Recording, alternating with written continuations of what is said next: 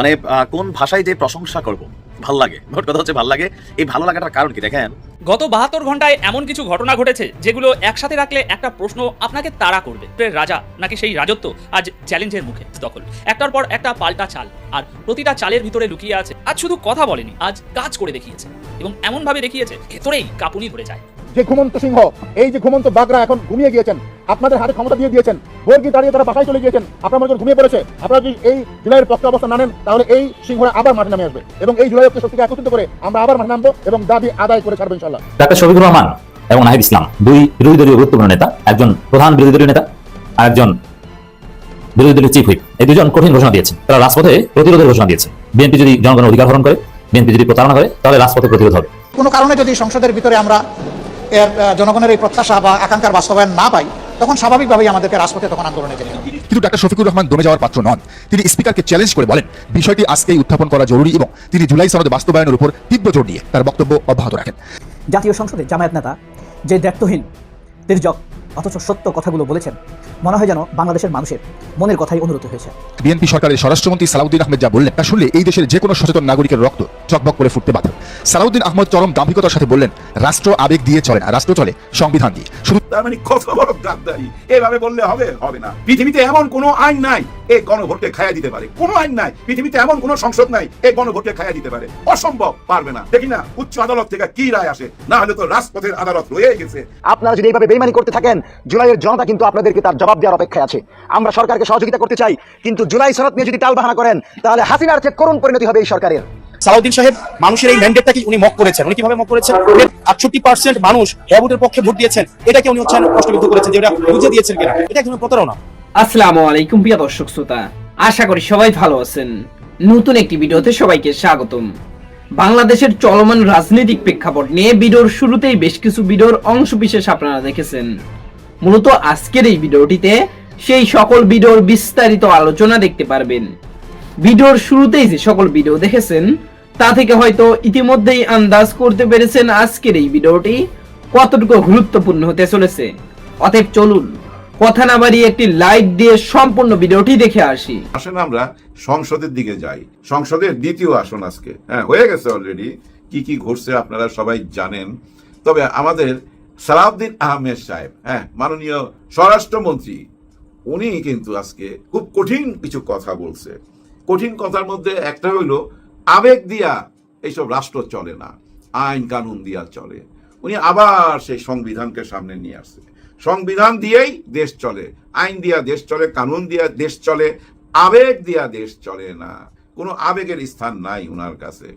আবার উনি এর আগেও কিন্তু একবার বলছিলেন, এই যে জুলাই সনদকে নিয়ে খায় না মাথায় দেয় না কি জানি বলছিল, যে এইটা কি কোন লিঙ্গ খায় না মাথায় দেয়, এটাও বলছে উনি, অথবা বিএনপির কোন নেতা বলছে যেটা খায় না মাথায় দেয়। আর উনি বলছিল এটা লিঙ্গ কি, মানে স্ত্রীলিঙ্গ না পুংলিঙ্গ না হিজড়া। আজকেও কিন্তু সংসদে ওইটা বলতে গিয়ে থাইমা গেছে, কারণ সংসদ ভবন তো পবিত্র জায়গা, ওইখানে এসব কথা বলা যায় না। বাইরে হইলে হয়তো বলতো, কিন্তু উনি লিঙ্গ খুঁজা পাইতেছে না। জুলাই সনদের এই গণভোটের না ভোটের লিঙ্গ খুঁজা পাইতেছে না। আর ওনার আরেকটা প্রশ্ন কঠিন, সেটাও কঠিন। ভাই ওইটা শুই না কষ্ট পাইছি। আমি জানি না আপনাদের মনে এই কষ্টটা আসবে কিনা, আমি ব্যক্তিগতভাবে কষ্ট পাইছি। উনি বলছে এই যে প্রায় 70% মানুষ হ্যাঁ ভোট দিছে, এটা বুঝা দিছে কি না বুঝা দিছে। ওনার প্রশ্ন অনেকেই বুঝেই নাই, না বুঝাই না কি ভোট দিছে। মানুষকে এত বেকুব ভাবলে হয়? উনি আরো প্রশ্ন তুলছে, ওর মধ্যে 4টা ভাগ ছিল, ক খ গ, এগুলা মানুষ বুঝে নাই। আচ্ছা ভাই, যদি নাই বুঝা থাকে নির্বাচনের আগে বলতেন যে এটা তো মানুষ বুঝবে না, এই নির্বাচন দিয়া লাভ নাই। এখন বললে হবে, এখন বললে তো হবে না। আর উনি কথায় কথায় কিন্তু সংবিধানের কথা বলে। আর আমার না ভাইসা উঠে, আমার চোখের সামনে ভাইসা উঠে আপার চেহারা। আপা কিন্তু একই কথা বলতো, সংবিধান সংবিধান, সংবিধানের বাইরে যাওয়া যাবে না, সংবিধানের ভিতরে থাইকাই সব কিছু করতে হবে। 5ই আগস্টের ওই 36 দিন যা কিছু হয়েছে ওইটাই সংবিধানের ভিতর দিয়ে হয়েছে। আর কিছুদিন পর এই কথাই বলা হবে, যা কিছু হয়েছে সংবিধানের ভিতর দিয়া। কিন্তু কথা হয়েছে আসলে কি এটা সংবিধানের বাইরে কোনো দাবি বা আইন কানুনের বাইরে যায় কোনো দাবি জানাচ্ছে? না, একদম না ভাই। এই গণভোট আইন কানুনের ভিতরেই, এই সংবিধানের ভিতরেই আছে। তো এই সংবিধানের ভিতরেই, এই সংবিধানেই লেখা আছে মহামান্য রাষ্ট্রপতি যেসব অধ্যাদেশ দিবে সেগুলো সবই আইন। মহামান্য রাষ্ট্রপতি যেসব অধ্যাদেশ জারি করবে সেগুলাই আইন। উনি যে একসঙ্গে দুইটা ভোট দিছে না, হ্যাঁ ভোট না ভোট আর ওই সংসদীয় ভোট, এইটাই আইন। উনি যে লেখছে, উনি যে আদেশ করছে, এইটাই আইন, এটাই আছে সংবিধানের লেখা। আমার কথা ভুল হইলে কেউ চ্যালেঞ্জ করতে পারেন। আমি কিন্তু কোনো বানায় টানায় কথা বলতেছি না। আর সংবিধান এমন কিছু না যেটা কেউ পড়তে পারবে না। আজকাল তো ভাই পড়তে হয় না, গুগলে যায় সার্চ করেন পেয়ে যাবেন, জেমিনির জিজ্ঞাসা করেন পেয়ে যাবেন, এআই কাছে জিজ্ঞাসা করেন পেয়ে যাবেন, টোটাল ডিটেলস আপনি পেয়ে যাবেন। ওই সংবিধানের মধ্যেই আছে মাননীয় রাষ্ট্রপতি যা অধ্যাদেশ জারি করবে সবগুলাই আইন। এই যে হ্যাঁ ভোট না ভোট এবং সংসদীয় ভোটের জন্য যে অধ্যাদেশ জারি করছে সেইটাই আইন হয়ে গেছে ওই সংবিধান অনুযায়ী। কেউ যদি ভুল প্রমাণ করতে পারেন সামনে এসে কইরা দেখান। এখন দেখেন সালাউদ্দিন সাহেব বারবার দেখায় ওই আদালতের দিকে দেখায়, আঙ্গুল ইশারা করে। আইনের ব্যাপার এটা, আইন কি বলে আমরাও দেখবো নি। আইন কি বলে, আইন কি বলবে রাষ্ট্রপতির ওই অধ্যাদেশগুলা বেআইনি কাজ ছিল, তাইলে তো ভাই পুরা নির্বাচনটাই বেআইনি হয়ে যায়, বাতিল হয়ে যায়, অবৈধ হয়ে যায়, তাই না ভাই? অনেকে বলতে শুনেন না যে এখনো তো আমাদের দেশের প্রধানমন্ত্রী শেখ হাসিনা, হ্যাঁ মাননীয় প্রধানমন্ত্রী শেখ হাসিনা। অনেকে এমন কমেন্ট কিন্তু করে, কারণ কি ওই সংবিধান। আজকে নাহিদ ইসলাম দাবি করছে যে সংবিধানের মধ্যে তো আছে বঙ্গবন্ধুর ছবি পিছনে থাকতে হবে, দেওয়ালে টাঙ্গায় রাখতে হবে, সরকারি অফিসে, এম্বাসিতে এবং পৃথিবীর যেখানে যেখানে বাংলাদেশের রাষ্ট্রদূত আছে তাদের অফিসে টাঙ্গায় রাখতে হবে কার ছবি? বঙ্গবন্ধু শেখ মুজিবুর রহমানের ছবি। ওইটাই সংবিধানে আছে, তাহলে সেটা কেন রাখতেছেন না? সংবিধান মানি আবার মানি না, এইটুক মানুম না। ওই যে গোলাম পারওয়ার সাহেব যেভাবে বলছে না, সুন্দর একটা উদাহরণ দিছে। বাচ্চা ওষুধ খাইতে চায় না, বাচ্চার জ্বর কিন্তু ওষুধ খাবে না, মার মাথায় বুদ্ধি যাচ্ছে, আচ্ছা তোরে খাওয়াইতাছি, কেমনি খাস না তুই দেখানুমু। একটু পরে মা রসগোল্লা নিয়ে আইছে, বাবা রসগোল্লা খাইবা? হ্যাঁ মা খামু। মা দিছে, খাইতেছে। মা রান্না করে গেছে, একটু পর আইছে, জিজ্ঞাসা করছে খাইছ? হ্যাঁ মা খাইছি, বিচিটা ফালাইয়া দিছি। বুঝছেন ব্যাপারটা? মা ওই ট্যাবলেটটাকে রসগোল্লার ভিতরে ঢুকাইয়া দিছিল, ভাবছিল পোলায় খায়া ফালাইবো, কিন্তু পোলায় তো বিচিটা ফালাইয়া রসগোল্লা খাইছে। তার মানে কি রসগোল্লাটা খাইবেন, বিচিটা ফালাইয়া দিবেন? ও বিচির কথা মনে হইলো আব্দুল নুন তুষার একজন আছে না, খুব পণ্ডিত লোক ভাই, হ্যাঁ ভাই খুব পণ্ডিত লোক, অনেক জ্ঞান রাখে। একবার ডাক্তার হইতে চাইছিল, ডাক্তার হইতে পারে নাই। এরপরে আবার মেকার হইতে চাইছে, ফিল্ম টিম বানাইতে চাইছিল, কিন্তু সেখানেও সফল হয় নাই। তারপরে ওনার স্থান হইলো টক শোতে। হ্যাঁ টক শোতে গতকাল না পরশু দেখলাম ওই যে আম তারেক আছে না, আম তারেক আর সে বৈশাখ কথা কইতাছে। আর তার কথা শুনতে আমার খুব ভালো লাগে, কারণ কি জানেন? তার দেখবেন মোচ আর দাড়িটা, এই জায়গাটা কি সুন্দর ভাবে গোল, একদম পৃথিবীর মতো গোল, সব ক্রিম, খালি এই জায়গাটা গোল। কথাগুলো না ফুইটা উঠে, আর বক বক করতে পারে রে ভাই। এমন কোন সাবজেক্ট নাই পৃথিবীর যেটা উনি জানে না। ইরানে যে মিসাইল গুলা মারতেছে না, এই মিসাইল কি কি দিয়া বানাইছে উনি বইলা দিতে পারবে। রকেটে কইরা যারা চাঁদে গেছিল ওইখানে তারা হাগমুতু করছিল কিনা ওই খবরও তার কাছে আছে। দুনিয়ার এমন কোন খবর নাই যেটা সে না জানে। এমন একটা বিজ্ঞ লোক রে বিএনপি চিনল না। হ্যাঁ চিনল না, চিনল কারে? ডক্টর জাহিদকে, কিন্তু আসল জিনিসটাকেই চিনল না। না চিনাতে হয়েছে কি জানেন? হতাশায় পায়া বসছে। আমার ব্যক্তিগত ধারণা হতাশায় পায়া বসছে। না হইলে কেন এগুলো আলোচনা করবে টক শোতে আইসা? হাসনাত আব্দুল্লাহ কেন খেজুরের হিসাব চাইলো? এটা কি এমপির কাজ? উনি বলতেছে হাসনাত আব্দুল্লাহ কেন খেজুরের হিসাব চাইলো মানে কি দিল, হিসাব দিল। শুধু তো খেজুর নিয়ে কথা বলে নাই, অনেক সাবজেক্ট নিয়ে কথা বলছে, কিন্তু ওই খেজুরের বিচি নিয়ে আসছে। হাসনাত আব্দুল্লাহ কেন খেজুরের বিচি গনে? এটা ওনার পছন্দ না। এটা কি এমপির কাজ? তাহলে এমপির কাজ কি? এমপির কাজ কোথায় কাকে টেন্ডার দিবে, কোথায় কার থেকে টেন্ডার নিবে, এই কাজ, তাই না? এমপির কাজ। এমপি খেজুরের বিচি হিসাব করতে পারবে না। আসলে হয়েছে কি মিয়া ভাই, আপনাদের প্রবলেম হয়েছে কি? হতাশায় পায়ে বসছে। কারণ আপনারা নিজেরাই টক শোতে আইসা বলতেন কয়েকজনে মিলা, এরা হচ্ছে গিয়া রাস্তাঘাটের ছেলে, হাঁটুর বয়সী রাজমিস্ত্রির পোলা। ওই রাজমিস্ত্রির পোলা তো সংসদে চলে গেছে খেজুরের বিচি গনতে গনতে, আর আপনি আপনার বিচি নিয়ে বসে রয়েছেন ওই টক শোতে, যেটা দেখলেই মনে হয় টোকাই শু। হ্যাঁ ভাই, আপনাকে যখন দেখি না মনে হয় অনেক সময় টোকাই শুতে বসে রয়েছেন। ভাল লাগে না ভাই, একই কথা ভাল লাগে না। বয়স হয়ে গেছে, তাও এই গ্রামের মধ্যে বলে না নাডামি, আমার গ্রামে নোয়াখালীতে বলে যে রে হাতে নাডা, মানে পুরা নাডামি কইরা বেড়ায়। যে লোক দুষ্টামি কইরা বেড়ায় গ্রামগঞ্জে ওকে বলে নাডা। হ্যাঁ নাডা বলে নোয়াখালীর ভাষায়। ওই নাডামি শুরু করছে এই লোক, প্রশংসা করতে জানে না, সব কিছুতেই বাম হাত ঢুকানের অভ্যাস।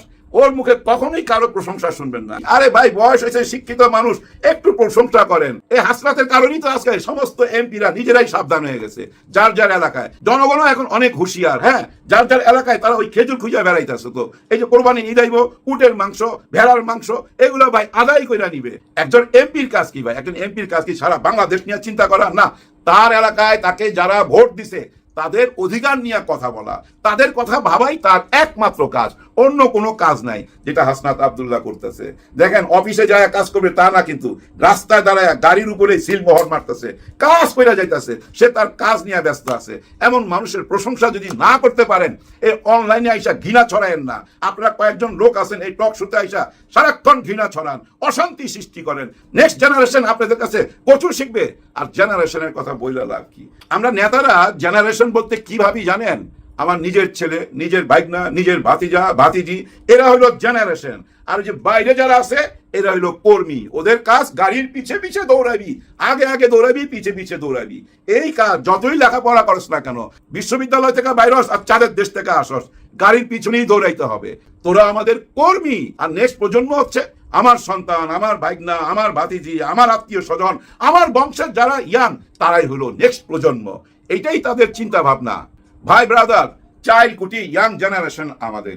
এই 4 কোটি ইয়াং জেনারেশন কিন্তু আমাদের এইসব রাজনীতিবিদদেরকে মোটেও ফলো করে না, হাসে ভাই। কমেন্ট বক্সে গেলে দেখবেন কিভাবে তারা রিয়েক্ট করে। কারণ কি জানেন? কথার কোনো দাম নাই তো। আপনারা দেখছেন না, এই যে ভিপি নূর সাহেব এখন তো মাননীয় মন্ত্রী বোধ হয়ে গেছেন উনি। ওনার কথাই দেখেন, 3 মাস আগে কি বলছে, 3 মাস আগে যা তা বলছে বিএনপিকে নিয়ে, আবার এসে এখন বিএনপির প্রশংসা করে। এই যে 3 মাস আগে একরকম, 3 মাস পরে অন্য রকম, এইটা থেকে কি নেবে এই জেনারেশন? কিচ্ছু নেয় না, শুধু হাসির রিয়েক্ট দেয়। একটু আগে দেখলাম একজন বহুত বড় নেতা, হ্যাঁ বহুত বড় নেতা, ওনার নাম গায়েশ্বর রায়, উনি ঝাড়ু দিতেছে, এই ঝাড়ু দিতেছে। এই ধরনের সোয়াব বিশ্বাস করেন এই জেনারেশন একদম পছন্দ করে না। তবে সাধারণ মানুষ কিন্তু আবার পছন্দ করে। কি পছন্দ করে? যেমন তারেক রহমান সাহেব লাল বাতি দেখলে দাঁড়ায় যায়, পছন্দ করে। তারেক রহমান সাহেব কোথায় এক গরিব মানুষ, উনি রিলিফ পাচ্ছিল না, তার খোঁজ খবর নিয়ে ওই মার কাছে তার 1 মাসের খাবার পাঠায় দিছে, এগুলা পছন্দ করে। এগুলা কতদিন পছন্দ করবে? বেশি দিন না তো, 1 মাস, 2 মাস, 3 মাস, তারপর আর পছন্দ করবে না। তারপরে কি বলবে জানেন? সবই গ্যালারি শু। মানুষ দেখাবার জন্য এগুলা করে, কিন্তু ভিতরে ভিতরে অন্য কাজ অলরেডি বলা শুরু হয়ে গেছে। কেন জানেন? যে উনারাই তো হ্যাঁ না ভোট চাইছিল, হ্যাঁ পক্ষে ভোট দিতে বলছিল, উনারাই বলছিল গণভোট আর জাতীয় ভোট একসঙ্গে হোক, কিন্তু জামাত ইসলাম চাইছিল আলাদা হোক, গণভোট আলাদা, জাতীয় ভোট আলাদা। কিন্তু ওই টাইমে জানি না কি কারণে নাহিদ ইসলাম এবং তার দল এনসিপি ওই একসঙ্গের সাথে চলে গেল যে গণভোট আর জাতীয় ভোট একসঙ্গে হবে। বিএনপি কিন্তু কখনোই বলে নাই আমরা গণভোট চাই না, এই কথা বলে নাই। ওনারা শুধু কি বলতো তখন? যে আলাদা আলাদা, দেশের খরচ বেড়ে যাবে, কি দরকার একসঙ্গে হোক। কিন্তু ওনাদের মনের মধ্যে যে অন্য কিছু ছিল, এটা তো এখন ওনারা নিজেরাই বলে যে আমরা ওইটা না বললে নির্বাচন দিত না। তার মানে কত বড় গাদ্দারি! এভাবে বললে হবে না। পৃথিবীতে এমন কোনো আইন নাই এই গণভোটকে খায়া দিতে পারে, কোনো আইন নাই। পৃথিবীতে এমন কোনো সংসদ নাই এই গণভোটকে খায়া দিতে পারে, অসম্ভব, পারবে না। কারণ কি জানেন? যে সংবিধান বলেন, সংবিধানের জিঞ্জির দিয়ে যেভাবে হাত পা বাঁধতে চাইতেছেন, ওই সংবিধানের মধ্যেই আছে রাষ্ট্রপতির অধ্যাদেশ মানি আইন, সে আইন মাইনা নিতে হবে সবাইকে, ওই সংবিধানের মধ্যেই আছে। দেখি না উচ্চ আদালত থেকে কি রায় আসে, না হলে তো রাজপথের আদালত রয়ে গেছে। এই টাইমে মনে পড়তেছে, রাস্তার কথা মনে পড়লেই মনে পড়ে বেগম খালেদা জিয়ার কথা। উনি বলছিলেন জনতার সরকার যেদিন ক্ষমতায় আসবে এই সংবিধান ছুঁইয়া ফেলায় দিবে, বলছিল না? বেগম খালেদা জিয়া বলছিল। মার কথা এখন সন্তান রাখবে না, এটা কি হয়? না, হয় না। মাইনা নিবে, হ্যাঁ ভাই মাইনা নিবে। একটু মজা নিতেছে, সময় নিতেছে, ব্যস্ত রাখতেছে সবাইকে, সবাই যেন সংসদে ব্যস্ত থাকে। ঈদের পরই মাইনা নিবে, আর ঈদের পরে মাইনা না নিলে সেটা কোথায় চলে যাবে? রাজপথে। মীমাংসা এখন রাজপথে হবে না সংসদে হবে? অপেক্ষায় রইলাম। ডাক্তার শফিকুর রহমান এবং নাহিদ ইসলাম, 2 বিরোধী দলীয় গুরুত্বপূর্ণ নেতা, একজন প্রধান বিরোধী দলীয় নেতা আর একজন বিরোধী দলের চিফ হুইপ, এই দুজন কঠিন ঘোষণা দিয়েছেন। তারা রাজপথে প্রতিরোধের ঘোষণা দিয়েছে। বিএনপি যদি জনগণের অধিকার হরণ করে, বিএনপি যদি প্রতারণা করে, তাহলে রাজপথে প্রতিরোধ হবে। হ্যাঁ, দেখেন এখন পর্যন্ত যে নিরিবিলি অবস্থা দেখছেন, এটা বেশি দিন থাকবে না। এমনকি ঈদের পরেই রাজনীতি তার স্বাভাবিক হিসাব নিকেশে চলে যাবে। মিনিমাম সোশ্যাল কন্ট্রাক্ট হয়তো থাকবে, কিন্তু বৃহত্তর গ্রাউন্ডে বিএনপির বিরুদ্ধে রাজপথে প্রতিরোধ, বিএনপির যে বিশ্বাসঘাতকতা, বিএনপির যে প্রতারণা, বিশেষ করে দেখেন অনেকে বলছেন যে বিএনপির বিরুদ্ধে কি এমন বিষয় নিয়ে জামাত রাজপথে প্রতিরোধ করবে, এনসিপি রাজপথে প্রতিরোধ করবে। বিষয় তো অলরেডি রেডি। যেমন বিএনপি গণপরিষদ সংবিধান সংস্কার পরিষদের সদস্য হিসেবে শপথ নেয়নি, তারা জুলাই সনদকে কার্যত অস্বীকার করছে এবং এটাকে ধামাচাপা দিতে চায়, তারা সংস্কার করতে চায় না, বিএনপির যা মন চায় সেটা করতে চায়। জুলাই সনদে সাইন করেছে, গণভোট, এগুলোর কোনো ভ্যালু তাদের কাছে নেই। সুস্পষ্টভাবে জাতির সাথে, জুলাই বিপ্লবের সাথে প্রতারণা করছে। তো এই জায়গায় বিএনপির বিরুদ্ধে রাজপথে প্রতিরোধ গড়ে তোলা এবং বিএনপিকে বাধ্য করার জন্য রাজপথে আন্দোলন করা, যেহেতু পার্লামেন্টে এগুলোতে তেমন কিছু হওয়ার কথা নয়, পার্লামেন্টে একটাই রাস্তা আছে। জামাত এনসিপির যারা সংবিধান সংস্কার পরিষদের সদস্য হিসেবে শপথ নিয়েছে, তারা আলাদা অধিবেশন ডাকবে সংসদে, অধিবেশন ডেকে যদি তারা সংবিধান সংস্কার পরিষদ আরম্ভ করতে পারে, এটা একটা মাইলফলক হতে পারে। কিন্তু স্বাভাবিকভাবে জাতীয় সংসদে, সংবিধান সংস্কার পরিষদ না, স্বাভাবিক যে জাতীয় সংসদ, সেখানে তেমন কিছু করার সুযোগ আছে বলে মনে হয় না। যার ফলে রাজপথ অনিবার্য। এটি ডাক্তার শফিকুর রহমান ঘোষণা, জনগণের অধিকার হরণ হলে প্রতিরোধ করব। এর মানে জামাত এখন প্রতিরোধের ডাক দিচ্ছে। এই প্রতিরোধ কত প্রকার কি কি, এটা ঈদের পরেই রাজনীতিতে দৃশ্যমান হবে। ঈদের ছুটির পর যখন সবকিছু স্বাভাবিক হবে, তখন দেখবেন যে জামাত কঠোর হতে বাধ্য হবে। কারণ তখন পার্লামেন্ট কার্যকর হবে কিনা, পার্লামেন্টের মাধ্যমে জাতির যে অধিকার, এই জাতির সবচেয়ে বড় অধিকার হচ্ছে জুলাই সনদ। জুলাই সনদের চাইতে বড় কোনো অধিকার নেই। জুলাই সনদের মধ্যেই সমস্ত অধিকার নিহিত আছে, লুকায়িত আছে। অতএব জুলাই সনদই সব। যেমন বৈষম্য মুক্ত বাংলাদেশ, আমাদের ছেলেমেয়েরা চাকরি পাবে যোগ্যতার ভিত্তিতে। এই জন্য পিএসসির যে গঠন প্রক্রিয়া, পিএসসির চেয়ারম্যান নিয়োগ, দুদকের চেয়ারম্যান নিয়োগ, এগুলোতে জুলাই সনদ অনুযায়ী একটা সিস্টেমে আনতে হবে, নইলে আমাদের ছেলেমেয়েদের চাকরি হবে না, তারা পাশ করলেও চাকরি হবে না। তো এই জন্যই তো জুলাই সনদ, এগুলো জুলাই সনদে আছে। রাষ্ট্রীয় প্রতিষ্ঠানগুলোকে ঢেলে সাজানো, এগুলো জুলাই সনদে আছে। অতএব জনগণের সমস্ত অধিকার লুকায়িত আছে জুলাই সনদে। আর এই জুলাই সনদ বাস্তবায়ন করতেই, জুলাই সনদের অধিকার বিএনপি হরণ করতে চায়, আর জুলাই সনদ বাস্তবায়ন করতেই জামাতকে রাজপথে প্রতিরোধ করে তুলতে হবে, এনসিপি রাজপথে প্রতিরোধ করে তুলতে হবে। এটাই হচ্ছে সব কথার মূল কথা। আগামী 5 বছর রাজনীতি এটাই, জুলাই সনদ অক্ষরে অক্ষরে বাস্তবায়ন করতে হবে এবং উইদিন 180 ডেজ। এই জন্য ইউনিট সরকারের কাছে জনগণের দাবি ছিল জুলাই সনদ বাস্তবায়ন করে দিয়ে, গণভোট দিয়ে, তারপরে আপনি নির্বাচন দিয়ে যান। কিন্তু না, বিএনপি ঠেকিয়ে রেখেছে। বিএনপির এই প্রতারণা যে কতটা সুচিন্তিত ছিল এখন তো দেখছেন। কেন বিএনপি একই দিন জাতীয় নির্বাচন এবং একই দিন গণভোট চেয়েছে? কারণ একই দিনে যদি হয়, তারপরে যদি বিএনপি ক্ষমতা আসতে পারে, তাহলে বিএনপি এটা নিয়ে প্রতারণা করতে পারবে, মেজরিটি পেলে ওটাকে অস্বীকার করতে পারবে। এবং সেটাই হয়েছে। আমরা তো এটাই আগে বলেছিলাম যে বিএনপি এটা করবে, সেটাই হয়েছে। তবে যদি আগেই গণভোট হতো, তাহলে বিএনপি প্রতারণা করতে পারতো না। দর্শক, আমি নাহিদ ইসলাম বলছেন জুলাই সনদ বাস্তবায়ন করে আমরা নতুন বাংলাদেশ নির্মাণে এগিয়ে যাবো। এর মানে জুলাই সনদই হচ্ছে সবকিছু। এটা নাহিদ ইসলামরা বাস্তবায়ন করবেনই, আর আমির জামাতটা এর জন্য প্রয়োজনীয় রাজপথে প্রতিরোধ করে তুলবেন। অতএব জামাত এনসিপির মধ্যে নানান বিরোধ দূরত্ব, এগুলো সবকিছু ছাপিয়ে জুলাই সনদ প্রশ্নে আবার শুধু জামাত এনসিপিকে না, জামাত, চরমোনাই, এনসিপি সহ বিএনপি এবং বিএনপির দালাল যে সব দল যারা মন্ত্রিত্ব পেয়েছে, তারা সবাই বাদে ঐক্যবদ্ধ হতে বাধ্য হবে, রাজপথে নামতে বাধ্য হবে এবং রাজপথের খেলা জমে উঠবে। এবং এই রাজপথের আন্দোলনের বিরুদ্ধে বিএনপি বিকল্প তেমন কিছু করতে পারবে না, করার সুযোগ নেই। দিন শেষে বিএনপি সহজে এটা মানলো না, কিন্তু ঘুরিয়ে পেঁচিয়ে এটা মানতে বাধ্য হবে, বিএনপিকে বাধ্য করা হবে। জামাত ইসলামের আমির ও বিরোধী দলীয় নেতা ডাক্তার শফিকুর রহমান বলেছেন, আমরা সংসদের ভেতরের জনগণের অধিকার পক্ষে কথা বলবো। যদি শুধু সংসদে না, যেটা সংবিধান সংস্কার পরিষদ নয়, এবং জুলাই সনদ বাস্তবায়নের আগের যে সংসদ, সেই সংসদের ভিতরে কথা বলার তেমন কোনো তাৎপর্য নেই। আমরা মজা পাবো, আমরা কন্টেন্ট বানাবো, জাতি দেখবে কে কত সুন্দর বক্তব্য দিয়েছে, জাস্ট এতটুকু। কিন্তু সংসদের ভিতরে কথা বলে কার্যপ্রণালী বিধি অনুযায়ী কোনো কিছু বাস্তবায়ন করা সম্ভব নয়, কারণ বিএনপি 2/3 উপর মেজরিটি আছে, তারা যা চাইবে সেটাই হবে। তাতে বিএনপি জামাত যদি চেয়ার সরাসরি করে, তাতেও কিছু আসে যায় না, বিএনপি যেটা চাইবে ওইটাই হবে। অতএব জুলাই সনদ বাস্তবায়নটা রাজপথে আদায় করতে হবে। আর জুলাই সনদ বাস্তবায়নের পর যে সংসদ গঠিত হবে, হ্যাঁ, সেখানে যেহেতু উচ্চকক্ষ হবে, সেখানে একটা কার্যকর ব্যবস্থা আসবে। যদি সেই দাবি মেনে নেওয়া হয়, সাধুবাদ জানাবো। মানে জুলাই সনদ এগুলো সংসদে 2-1 দিন কথা বলবে, যদি হলো, না হলে জামাত খেলা দেখাবে। জনগণের অধিকার বাস্তবায়নের কোনো উদ্যোগ নিলে শুধু সমর্থন নয়, সহযোগিতা করবো। আবার জনগণের কোনো অধিকার হরণ করা হলে চুপ থাকবো না, তার তীব্র প্রতিবাদ করবো। প্রতিবাদে কাজ হলে আলহামদুলিল্লাহ, না হলে প্রতিরোধ করবো। এই প্রতিরোধটা কিন্তু রাজপথে, মানে বিএনপিকে বাধ্য করবে, যেটা করা যাবে না। সংসদ অধিবেশন থামিয়ে দিতে বাধ্য করবে, শপথ নিতে বাধ্য করবে, যেটা রাজপথে হরতাল অবরোধের মাধ্যমে সম্ভব। প্রয়োজনে সেদিকে যাবে। আমরা থামবো না, ইনশাআল্লাহ আমাদের লড়াই চলবে। এই লড়াই হোক জনতার বিজয়ের লড়াই। বিরোধী দলীয় নেতা হিসেবে জামাতের আমিরের কাছে জনগণ এ ধরনের বক্তব্য প্রত্যাশা করে, এ ধরনের কড়া বক্তব্য, কঠিন বক্তব্য প্রয়োজন। কারণ আমরা দেখতে পাচ্ছি সুস্পষ্টভাবে বিএনপি প্রতারণা করছে। যে প্রতারণার হাত থেকে বিএনপিকে সঠিক জায়গায় আনতে হলে আমির জামাত এইবার যে কথা বলেছেন, এর বিকল্প না, এইভাবেই বলতে হবে। যে প্রোগ্রামে আমির জামাত বক্তব্য দিয়েছেন, সেই প্রোগ্রামের যিনি প্রধান ছিলেন বা সবচেয়ে গুরুত্বপূর্ণ ছিলেন, যাদের আয়োজন এই প্রোগ্রাম, সেই রাশেদ প্রধান, তিনি আমির জামাতকে জনতার প্রধানমন্ত্রী হিসেবে আখ্যায়িত করেছেন। That is very significant. জনতার প্রধানমন্ত্রী জামাত ইসলামের আমির। তিনি বলেন, আফসোস, আমরা যারা মজলুম ছিলাম আজকে তাদের কাউকে কাউকে থেকে সম্পূর্ণ ভিন্ন ভূমিকায় রাখতে। শিক্ষা কি আদৌ হবে না? এর মানে বিএনপি কে বলেছেন, বিএনপি আগে মুসলিম ছিলেন, এখন বিএনপি মুসলিম থেকে জালেম হয়ে উঠেছেন।